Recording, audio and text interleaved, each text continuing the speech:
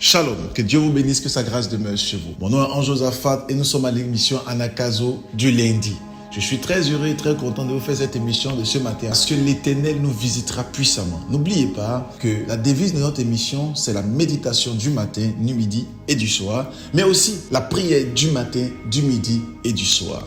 Si tu n'es pas encore abonné, abonne-toi, active la cloche de notification et s'il te plaît, télécharge Anakazo sur Apple Store et sur Play Store. La nouvelle version, elle est maintenant disponible et Dieu nous fera beaucoup de bien. Ce matin, nous parlons sur le fait de chercher Dieu. La Bible dit dans Matthieu chapitre 6, verset 33, « Recherchez premièrement le royaume des cieux et sa justice, et toutes choses vous seront données par-dessus. » Toute cette semaine, nous parlerons sur la recherche de Dieu. Excellent enfant de Dieu, Dieu nous dit dans ce texte de le rechercher premièrement. Pourquoi?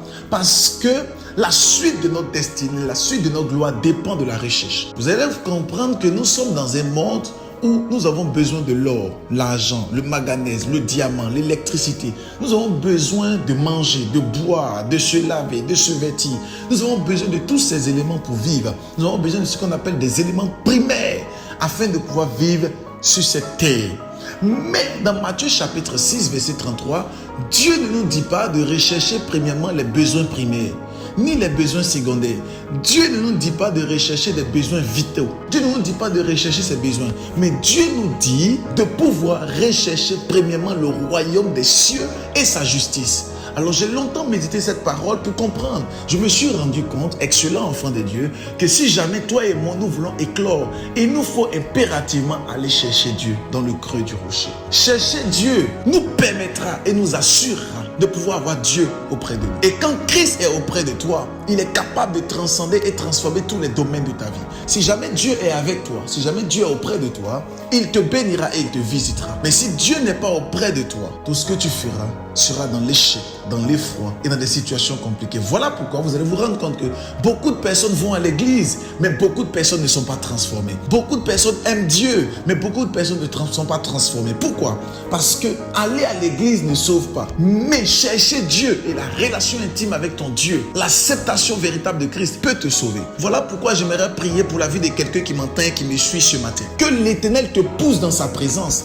afin que tu puisses le prier, le louer, le chercher, le vénérer jour et nuit. Que tu puisses entrer dans une dimension de supplication, une dimension de soupir, une dimension où tu cherches Dieu véritablement de tout ton cœur, de toute ton âme et de toutes tes pensées. La Bible ne dit-elle pas, dans le livre de Matthieu chapitre 22 à son verset 37, la Bible dit clairement que le commandement le plus important, le plus grand et le premier, c'est que tu aimeras l'Éternel ton Dieu de tout ton cœur, de toute ton âme, de toutes tes pensées. Il faut impérativement que nous puissions aimer Dieu et le chercher dans la prière. Et pendant que tu seras en train de le chercher, il se laissera découvrir à toi. Et il va manifester sa grâce. Il manifestera sa gloire. Il ouvrira des portes au devant de toi. Cette situation qui était en train de te détruire et de te bloquer sera complètement paralysée parce que la puissance de l'Esprit descendra sur toi et elle te transformera. Je prophétise pendant que tu entends le son de ma voix ce matin que l'Éternel ouvre des portes au devant de toi. Que l'Éternel ouvre des portes au devant de toi parce que tu es en train de le chercher. Que Dieu se révèle à toi, qu'il se révèle à toi, que tu puisses avoir des apparitions angéliques. Levaro vakanseva. Pendant que nous sommes en train de prier, je vois des personnes dont Dieu a décidé de se révéler à vous. Mais le problème, vous n'êtes pas allé chercher Dieu dans le creux du rocher. Vous n'avez pas pris du temps à chercher Dieu continuellement. La Bible parle d'un homme du nom d'Élie. Et la Bible dit Élie était sur la montagne et il est allé chercher Dieu.